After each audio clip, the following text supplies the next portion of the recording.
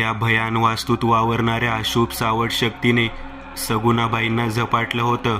नकळत भयाच्या साह्याने सगुणाबाईंच्या देहात प्रवेश मिळवला होता. गुप्ता मेन्सनच्या बाहेर धुक्याच्या अमानवीय ताफा तैनात झाल्या होत्या. हे धुकं काहीसं वेगळं होतं, विचारसरणी पल्ल्याड होतं.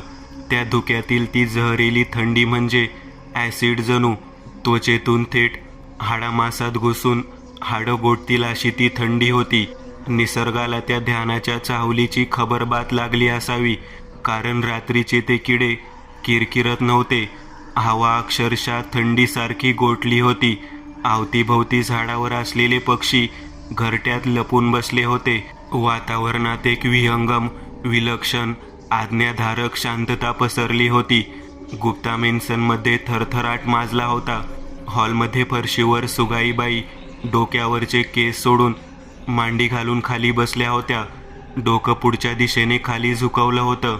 डोक्यावरचे केस सुटून चेहरा झाकून गेले होते. खाली फरशीवर पसरले होते, पण हातांची हालचाल होत नव्हती.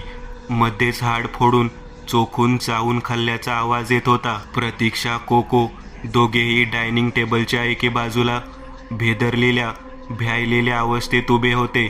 चेहऱ्यावर भीतीचा असा काही निवडून उगवला होता की त्या दोन्ही छोकरा छोकरीच्या हातापायांसहित समद शरीर भय उत्पादक भूकंप आल्यासारखं कंपन पावत होतं.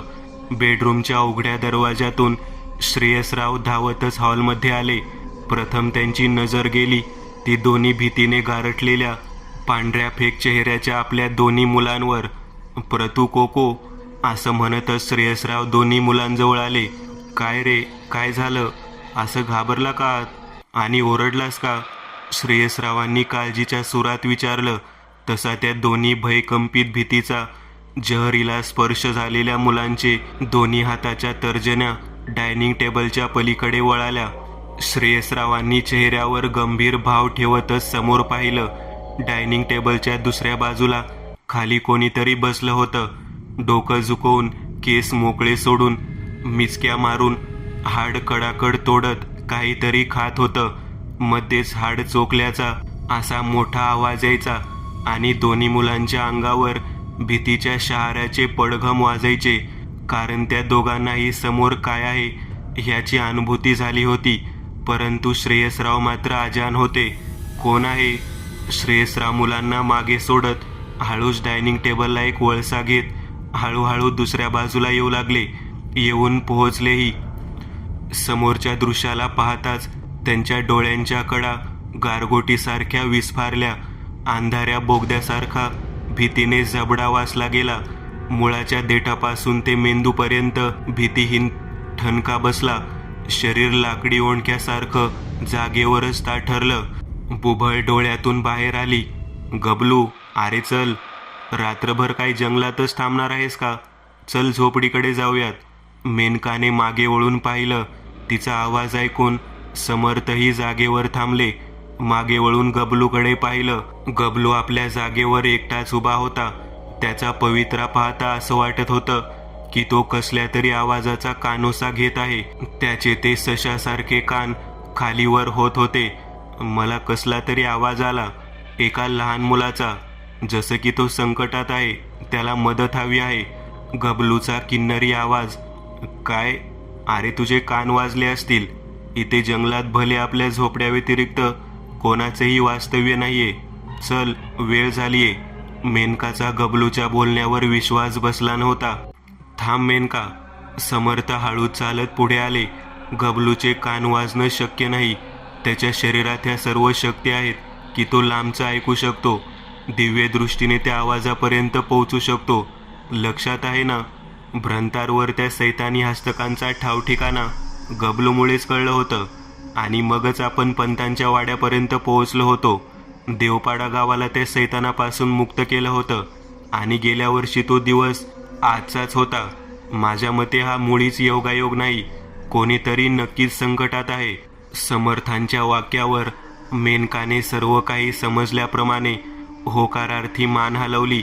तसे समर्थांनी गबलूकडे पाहिलं.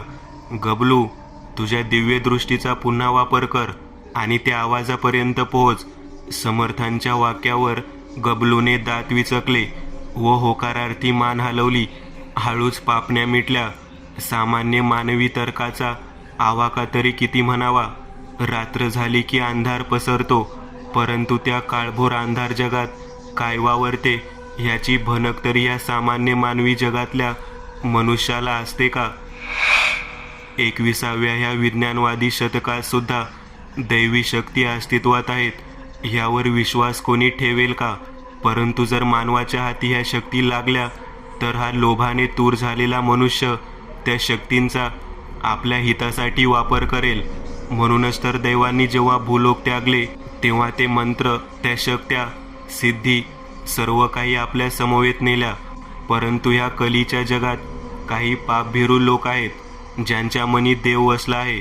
अशाच्या लोकांसहित समर्थ गबलू ह्यांच्याकडे त्यांना लाभलेल्या वारसा हक्काने मिळालेल्या काही जादुई, मायावी, दैवी शक्ती होत्या, जिचा वापर गबलूमार्फत सुरू झाला होता.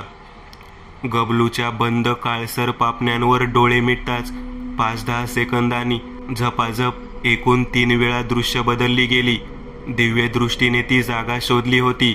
होय, व ती कोणती या पाहूयात. प्रथम दृश्य दिसलं ते जंगलातल्या उंच उंच 20-20 फुटांच्या अंधार गर्भात घेऊन उभ्या झाडांचं. मग ते दृश्य अगदी वेगाने पुढे सरसावलं, बदललं आणि मग दिसलं एक चौकोनी कंपाऊंड, ज्या कंपाऊंड मधोमध होतं 1-2 झापांचं लोखंडी सळ्या असलेलं काळसर बंद गेट. आणि तिसरं अंतिम शेवटचं दृश्य दिसलं ते म्हणजेच धुक्याच्या कोहरमात बुडालेलं गुप्ता मेन्सन. तोच एक प्राणभयाने आर्तकिंकाळी फुटली. गबलूने खाडकन डोळे उघडले. त्याच्या छातीची धडधड वाढली होती. तोंडाचा आवाजला होता. डोळ्यांची विस्फारलेली पांढरी बुबळे समर्थ, कृणाल, मेनका दोघांनाही एक एक करत पाहत होती. तोच फुललेल्या श्वासांसहित गबलू म्हणाला, गुप्ता मेन्सन. गुप्ता मेन्सन उत्तर दिशेला इथून 25 किलोमीटर दूर. सुगू. श्रेयसरावांच्या तोंडून थरथरता आवाज बाहेर पडला. त्या स्त्रीच्या अंगावरचे कपडे पाहता श्रेयसरावांना कळून चुकलं होतं की ह्या सुगाईबाई आहेत, परंतु त्यांचं वागणं मात्र अनोळखी, ओळखमय होतं. डोक्यावरून खाली लोंबलेले केस झटक्या झटक्याने हालत होते. मध्ये हाड फोडून खाल्ल्याचा, जिभल्याचा आवाज होत होता. श्रेयसरावांनी हाक दिली खरी, परंतु ते ध्यान, उपद्रव, ती श्रापित आत्मा श्रेयसरावांना थोडी ना ओळखत होती. पण तरी सुद्धा सुगाईबाईंच्या आत भ्रमण झालेल्या त्या वाईट शक्तीने झटकन सर्व शरीर जमिनीचा आधार न घेता दोन्ही पायांच्या मांड्यावरचं दाब देत उभं केलं. ही क्रिया, ते दृश्य पाहून श्रेयसरावांनी झटकन घशाखाली औंढा गिळला. त्यांची ती भेदरलेली, भयकंपित नजर खाली फरशीवर गेली. जिथे सुगाईबाई बसल्या होत्या त्या जागेवर तो मटणाचा प्लास्टिकचा डब्बा पडला होता. डब्यातला थोडाफार रस्सा खाली फरशीवर पडला होता. तेवढी जागा घाण झाली होती. पण ह्यावरून श्रेयसरावांना कळालं की सुगाईबाई खाली बसून ते मटण खात होत्या. परंतु लागलीच त्यांच्या मनात प्रश्नही आला. ही असं खात होती आदर्शासारखं, जसं की कित्येक तरी वर्षांची भुकेली असावी, की त्या मटणाची हाडंसुद्धा चावून फोडून खावी. अशक्य कोटीतली गोष्ट. हा स्वभाव, वागणं सुगाईबाईंच्या नीतीत मुळीच बसत नव्हतं. Sugoo, R you okay? हे बघ, काय होते तुला? बरं वाटत नाहीये का? हे बघ, आता डॉक्टर येतील हां, मग तुला इंजेक्शन देतील, मग तू मस्तपैकी आराम कर हां, चल. श्रेयसराव हळूहळू एक एक वाक्य उच्चारत प्रेमळ स्वरात म्हटले. आपला हात वाढवत त्यांनी सुगाईबाईंच्या हाती ठेवला. तसा पुन्हा तोच ठणकधारी थंडावा, जहरीला स्पर्श त्यांच्या हाताला झाला. श्रेयसरावांनी पुन्हा हात झटकला. तोच एक खवखवतं, फजिती केल्यासारखं हसू सुगाईबाईंच्या तोंडून निघालं. परंतु चेहऱ्यावर अद्याप केस पसरल्याने त्यांचा चेहरा नजरेला दिसत नव्हता. थंडीने गोठलेल्या काठीसारख्या कडक, ताठरलेल्या प्रेतासारख्या सुगाईबाई जागेवर उभ्या होत्या. ते हसू बाहेर पडताच दोन्ही मुलं एकमेकांना बिलगून बसली. भीतीनं त्या दोघांच्या चेहऱ्यावरचा रंग उडाला होता. पप्पा, ती मम्मा नाहीये, तुम्ही प्लीज मागे व्हा. लहानगा कोको थरथरत्या भीतीयुक्त स्वरात उच्चारला, काय मम्मा नाहीये म्हणजे? श्रेयसराव अद्याप कळलं नव्हतं. भीतीची लस अद्याप तरी त्यांच्या दंडाला स्पर्शली नव्हती. पप्पा, शी इज घोस्ट. मम्माचे डोळे बघा कसे आहेत. प्रतीक्षाचे विस्फारलेले ते भय साठवलेले डोळे पाहता श्रेयसरावांना सुद्धा हे वाक्य ऐकताना थोडीशी भीती वाटली. कारण सुगाईबाईंचं वागणं किती वेगळं होतं. खरंच जर असं काही असेल तर मनात प्रश्न आला खरा, पण ह्या 21व्या शतकात भूतप्रेत शक्य तरी आहे का? मनाला ह्याच समजुतीने वेड्यात काढलं. कोको, प्रतीक्षा, ही तुमची मम्माच आहे आणि मम्माबद्दल असं कोणी बोलतं का? No papa, she is no mama, she is ghost. Please ऐका आमचं. कोको पुढे काही बोलणार तोच श्रेयसराव पटकन खेकसत म्हणले, शटअप कोको, गप्प बस. ती तुझी मम्माच आहे. आता एक शब्दही तोंडातून काढू नकोस. ए ठेंग्या, लहान मुलं कधी खोटं बोलत नाहीत. भयाची रसरसती लहर श्रेयसरावांच्या संपूर्ण शरीरात रक्तमासात दौडली. सेकंदात दोन्ही कानांच्या कानसुळ्या तप्त झाल्या. तोंड, डोळे सेकंदात वाचले गेले. भीतीची लस एडकीटप्रमाणे छाताडात खुपसली. संबंध शरीरात भीतीचा स्फोट झाला. श्रेयसरावाच्या पाठीमागे उभी सुगाईची आकृती, तिचे ते काळेशार केस नागासारखे वळवळ करत वळवळू लागले. मुलांच्या भीतीने परमोच्च बिंदू गाठला. यावेळेस भीतीने किंचाळली ती. तिच्या बाजूला उभा कोको जागेवरच घरी येऊन कोसळला. त्या छोकऱ्याच्या बाळमनाची भीतीची सहनशील शक्ती जणू संपली होती. जे ते भयंकर दृश्य पाहून परमोच्चावर पोहोचली आणि कोको बेशुद्ध झाला. श्रेयसरावांनी मागे वळून पाहिलं. एक पडदा जसा खिडकी भोवतालून बाजूला सरावा तसे ते वळवळलेले केस हळूच आपोआप डाव्या उजव्या बाजूला सारले गेले व तो विद्रूप मनी भय निर्माण करणारा चेहरा श्रेयसराव, प्रतीक्षा दोघांच्या नजरेसमोर आला.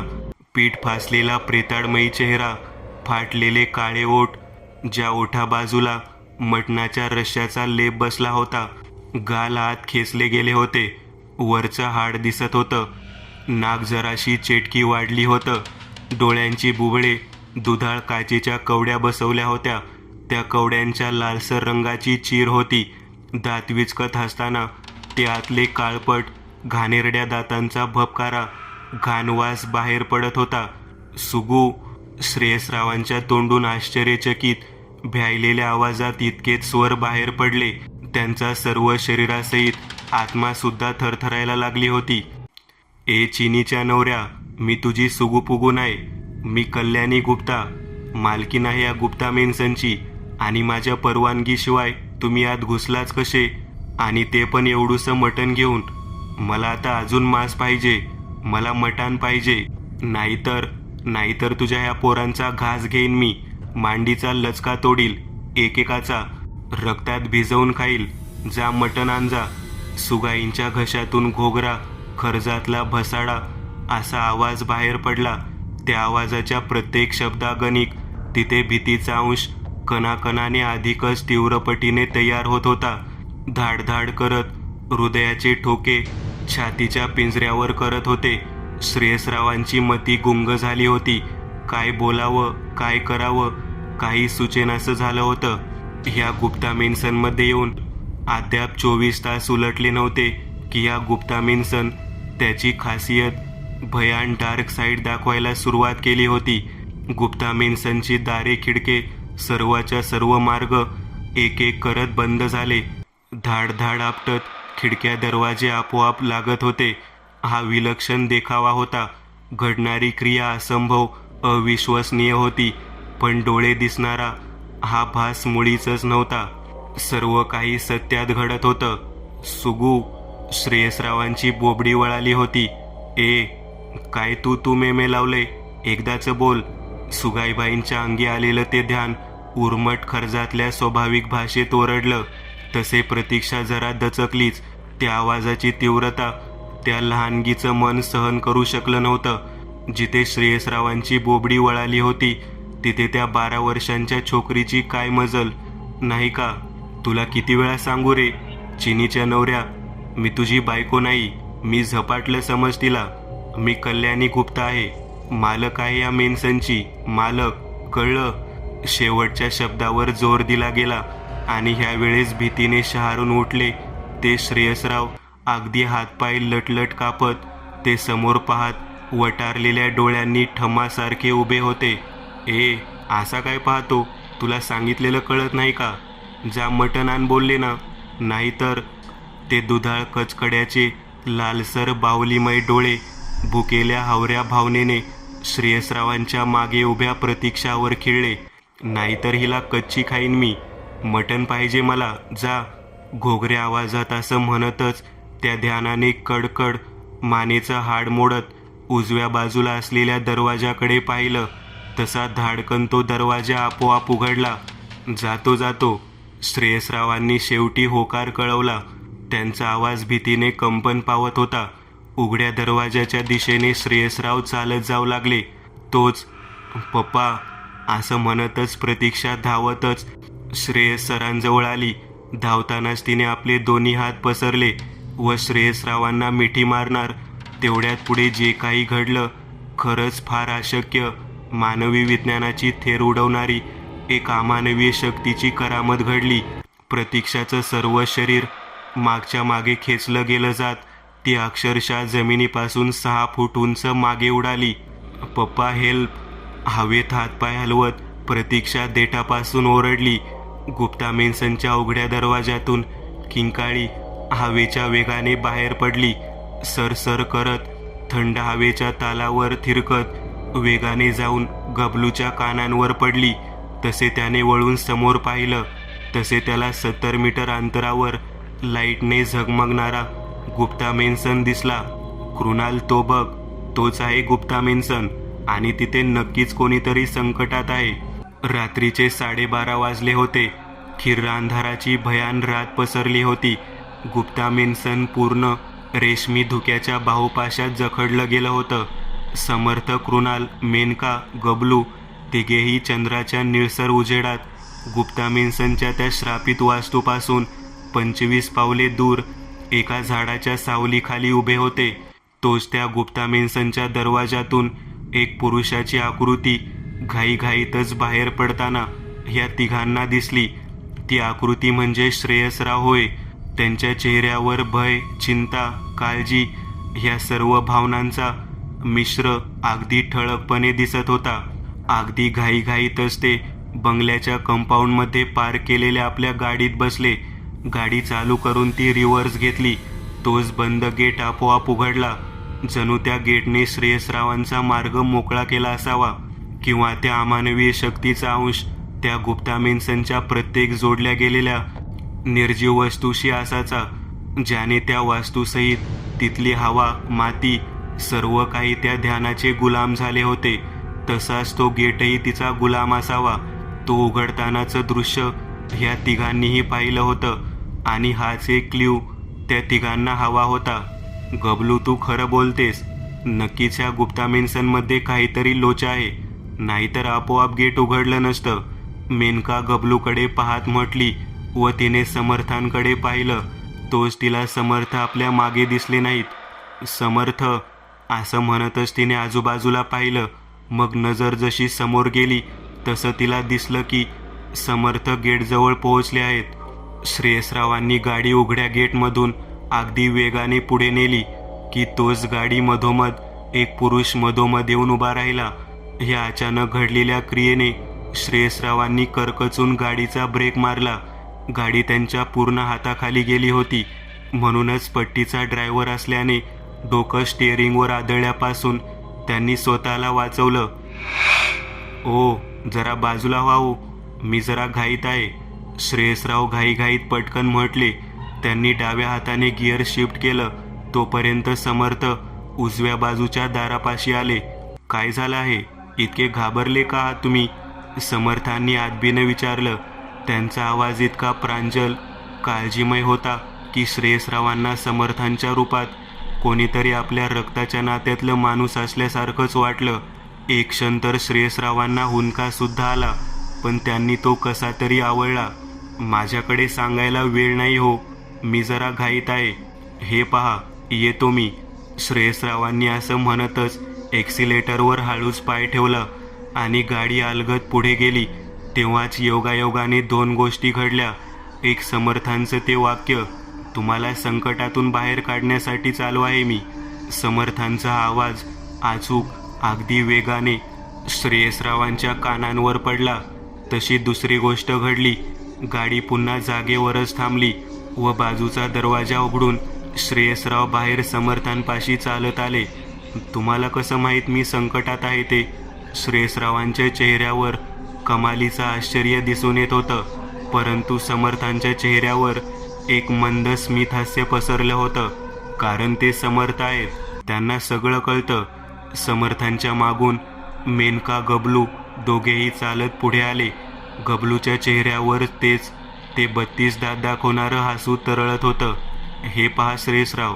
श्रेयसरावांना दुसरा धक्का बसला, कारण ते समर्थांना जराही ओळखत नसताना हा अनोळखी माणसाला आपलं ठाऊक असणं म्हणजे किती विलक्षण गोष्ट होती.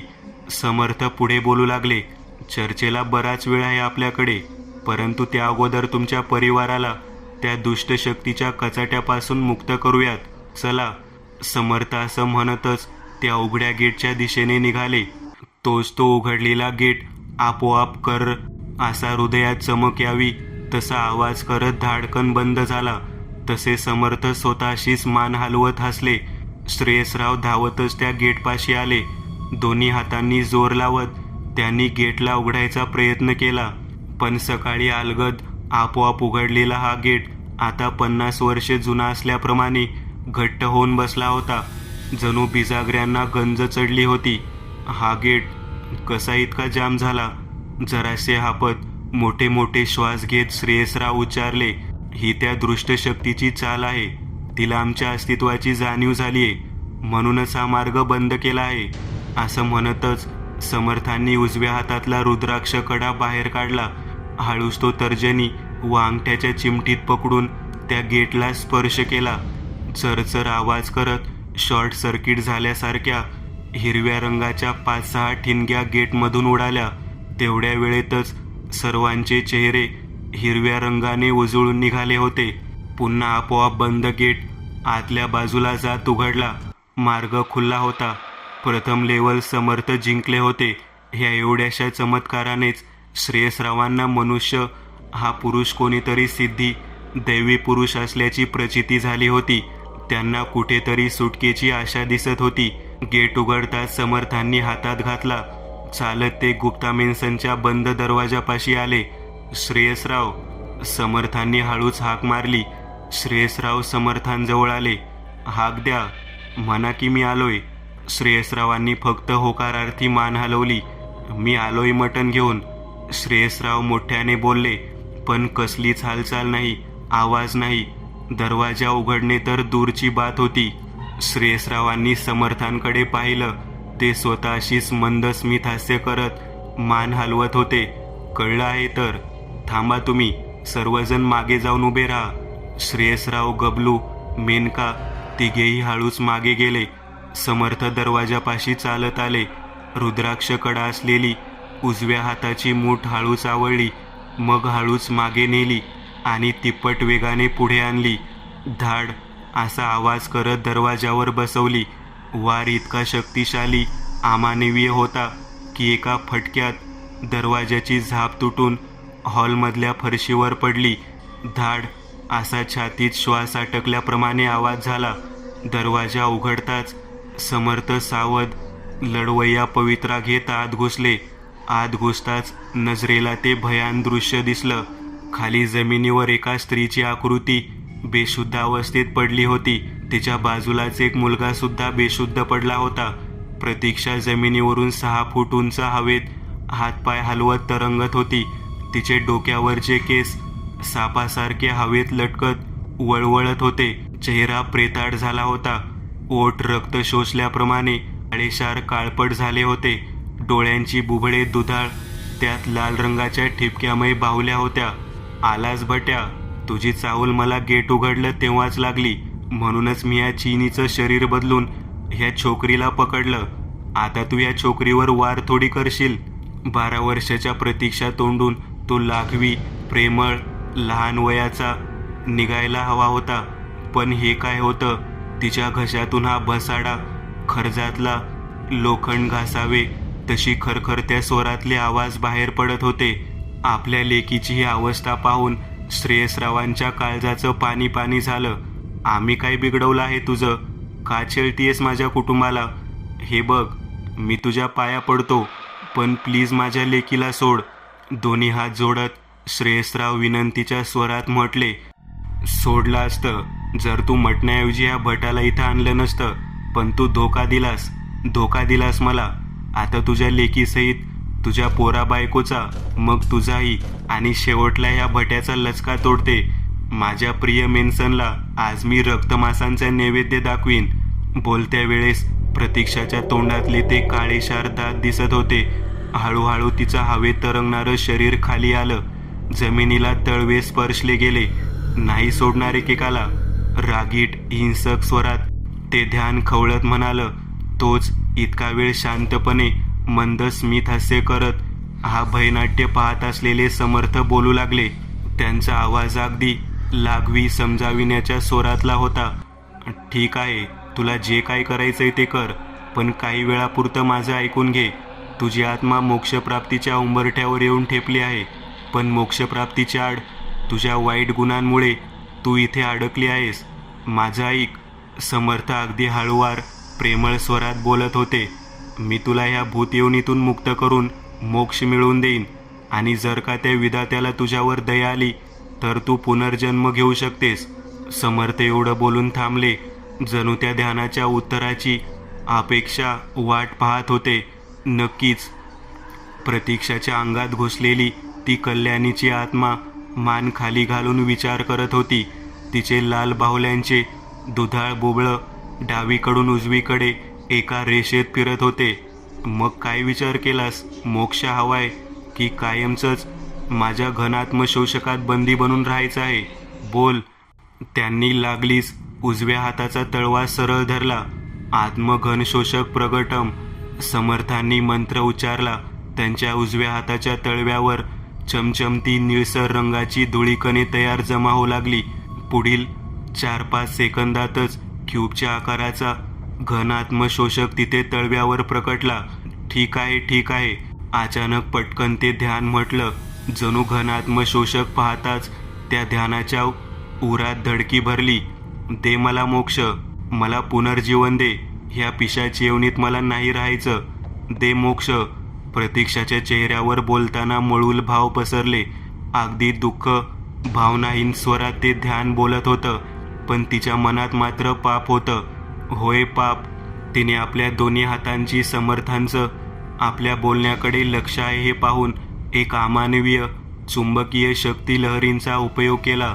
दोन्ही हातांच्या तर्जनी डावी उजवीकडे वळवल्या. दोन्ही दिशेंना जरा दूर भिंतीजवळ एक असे मिळून 2-3 फूट उंचीचे भक्कम चॉकलेटी रंगाचे डोर टेबल होते.